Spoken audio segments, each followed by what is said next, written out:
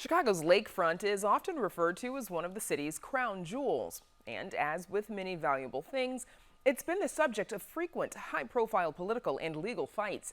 As Chicago Tonight's Nick Blumberg reports, a new history of Chicago's Lakefront traces more than 150 years of nearly non-stop litigation. Chicago's waterfront is renowned. The parkland and beaches, the lakefront trail, the relative lack of a major industrial presence. But those were never a sure thing. Chicago's just darn lucky. Attorneys and legal scholars Joseph Kearney and Thomas Merrill are authors of the new book Lakefront, which traces the development of its namesake back to 1852, when the city council went over a mayoral veto to let the Illinois Central Railroad lay track in the city alongside Lake Michigan.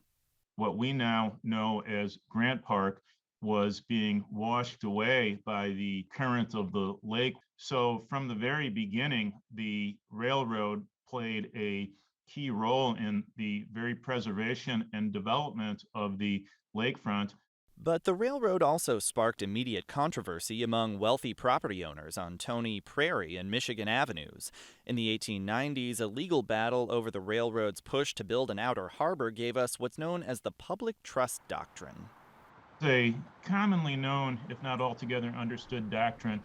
Essentially, it holds that the submerged land under Lake Michigan is too valuable a resource to sell off to a private owner and must be held in the public trust. The public trust doctrine entered with a big bang, but then it pretty quickly entered into a period of what we call dormancy. It got new attention from preservationists and park advocates around the time of the environmental movement of the 1970s. It's become kind of the vehicle in recent decades to challenge various projects like the Lucas Museum or the Obama Presidential Center. The outcomes are very mixed. It's almost impossible to predict how the lawsuits are going to be resolved. The book goes deep on well-known historical figures like the legendary squatter Captain Streeter, who fought over the land that now bears his name not just with rich landowners, but with the Potawatomi and some opportunistic scammers. It's more of a Wild West story, I guess, much more interesting than just Streeter versus the rich investors.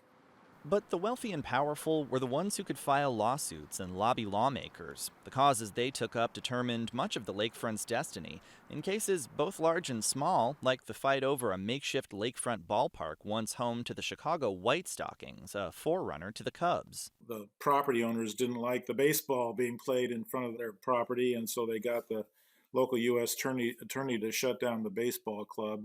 While both now live elsewhere, Merrill spent more than 20 years in Chicago and Kearney grew up here. He says he came at the project as the legally trained, to be sure, but native Chicagoan who really wanted to understand why various things are as they are, why Lakeshore Drive ends at Hollywood on the north side, or why the 1893 Columbian Exposition was in Jackson Park as opposed to what we now know as Grant Park. In trying to answer some of those questions, Merrill says it became clear to them there's never been a single master plan guiding the lakefront's development.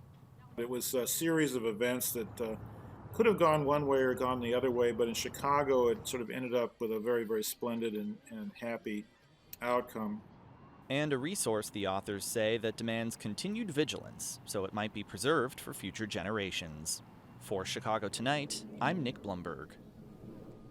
And you can read an excerpt from Lakefront on our website.